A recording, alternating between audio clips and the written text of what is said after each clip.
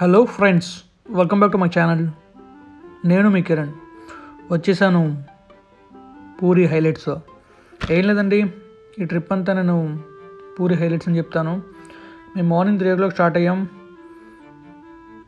Start అయ్యి అలా ఒరిస్సా వెళ్ళాం. ఒరిస్సా బార్డర్తో వీడియో తీసుకున్నాం. అండ్ అలా కొంచెం ముందుకెళ్ళి జహానీగూడ నుంచి సాటాపాడ అనే ఊరు వరకు ఫెరీలో వెళ్ళాం. అది one of the best highlight అండి. అండ్ నా డ్రీమ్ కూడా పూరి ట్రిప్ నా డ్రీమ్ అండి. నా డ్రీమ్ని నేను మొత్తానికి నెరవేర్చుకున్నా. అండ్ నెక్స్ట్ ఏంటంటే బోట్లో వెళ్ళడం. చిన్నప్పటి నుంచి నేను చాలా తక్కువ వెళ్ళాను బోట్లో, బట్ నా బైక్ నేను బోట్లో వెళ్ళడం అది గ్రేట్ అండి. అండ్ పూరి టెంపుల్ కూడా చూసారా ఎంత బాగుందో.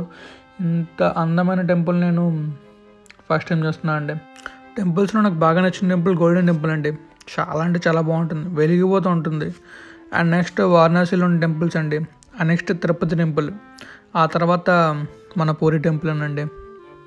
కానీ ఈ పూరి టెంపుల్ చూసిన తర్వాత మిగిలిన టెంపుల్ అని చిన్నగా అనిపిస్తున్నాయి, ఎందుకంటే అంత బాగుంది పూరి టెంపుల్. అండ్ నెక్స్ట్ ఈ ట్రిప్ హైలైట్స్ వచ్చేసి మేము 1 day 1000 kilometers ట్రావెల్ చేసామండి. అండ్ ఇది నా ఫస్ట్ లాంగ్ ట్రిప్ బైక్ మీద. And one of my dream కూడా. అండ్ మళ్ళీ ఇంకొక హైలైట్ ఏంటంటే మేము ఫెరీలో ట్రావెల్ చేసాం. అది కూడా వన్ ఆఫ్ ది హైలైట్ అండి, ఎందుకంటే ఫస్ట్ టైం మేము అటువంటి పెద్ద షిప్లో వెళ్ళడం. అండ్ 1 day అంతా నిద్ర లేకుండా ఉన్నామండి. అంటే మార్నింగ్ 3 o'clock బయలుదేరి అండ్ నెక్స్ట్ డే మార్నింగ్ 4:30కి వచ్చామంటే దగ్గర 24-25 hours మేము నిద్ర లేకుండా జర్నీలోనే ఉన్నాం. అది బైక్ జర్నీ. అండ్ నెక్స్ట్ ఏంటంటే ఫుల్ నైట్ రైడ్ అండి. వర్షంలో రైడ్ చేసాం. అదైతే మాత్రం అవసరం. అసలు వర్షం పడుతుంది, అలా చీకట్లో లారీలు బస్సులు వాటి మధ్యలో వెళ్ళడం మాత్రం సూపర్బ్ అండి. అది one of the best memories. అప్పటికే మర్చిపోలేను ఆ పూరి ట్రిప్ని.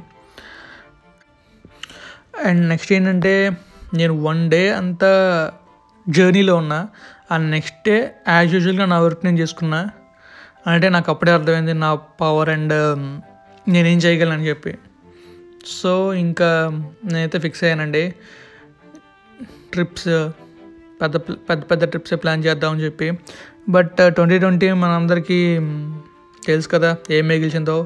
సో నెక్స్ట్ ఇయర్ నుంచి నా ట్రిప్స్ అన్నీ మొదలు పెడదాం అనుకుంటున్నా. మామూలుగా ఉండకూడదు అని ఫిక్స్ అయిపోయాను. సో నెక్స్ట్ ఇయర్ మీకు ఇండియా అంతా చూపించేదని ఫిక్స్ అయిపోయాను. నా వ్యూవర్స్ పెరగాలి అండ్ నా సబ్స్క్రైబర్స్ కూడా పెరగాలి అనేది నా కాన్సెప్ట్. పెరుగుతారు అండ్ పెంచుతాను కూడా. నెక్స్ట్ ఏంటంటేనండి ఇంకా అలా అలా అలా మనం ముందుకు వెళ్ళాలి తప్ప వెనక్కి అక్కడ ఆగకూడదు. నెక్స్ట్ అలా ముందుకు వెళ్ళిపోతే మనం కోనార్క్లోకి వచ్చాం. అండ్ కోనార్క్ కూడా చూసాం. కానీ మేము మెయిన్ డిసప్పాయింట్ అయ్యింది ఎక్కడంటే మాకు దర్శనం దొరకలేదు. అక్కడే డిసప్పాయింట్ అయ్యాం. బట్ ఏమో మా మంచికి అనుకుంటున్నా, ఎందుకంటే ఒకళ్ళ దర్శనంకి వెళ్ళుంటే లేట్ అయ్యి ఉంటే మేము నెక్స్ట్ డే ఇక్కడ రాకపోదాం కదా. సో అలా కోనార్క్ నుంచి స్టేడియం చూసాం, రిజర్వ్ బ్యాంక్ ఆఫ్ ఇండియా చూసాం, భువనేశ్వర్ మొత్తం తిరిగేసాం. నెక్స్ట్ ఎయిర్పోర్ట్ కూడా చూసాం.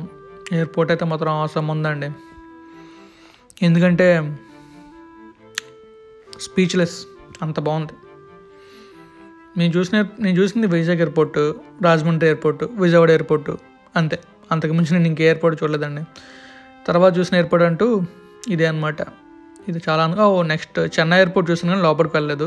చెన్నై ఎయిర్పోర్ట్ కూడా చాలా బాగుంది, బట్ నేను లోపలికి వెళ్ళలేదు అంతే. లోపలికి వెళ్ళి ఉంటే అది నచ్చుతుందేమో. నేను చూసిన 3 ఎయిర్పోర్ట్స్లో నాకు బాగా నచ్చిన ఎయిర్పోర్ట్ అయితే మాత్రం ఇదేనండి, మన భువనేశ్వర్ ఎయిర్పోర్ట్. చాలా బాగుంది. నెక్స్ట్ ఇంకా రిటర్న్ అయిపోయేటప్పుడు అయితే మాత్రం వర్షంలో తడుచుకుంటూ వచ్చాం.